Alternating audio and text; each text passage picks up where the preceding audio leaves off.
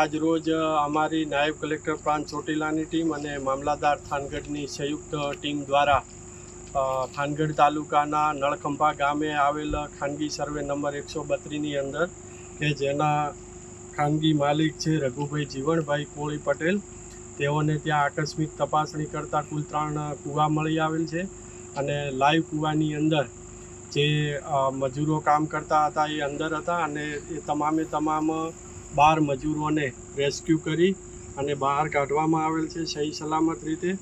સાથે એક ચરખી, એક જનરેટર અને 15 ટન કાર્બોસેલનો જથ્થો એમ મળીને કુલ 8 લાખનો જથ્થો જપ્ત કરવામાં આવેલ છે।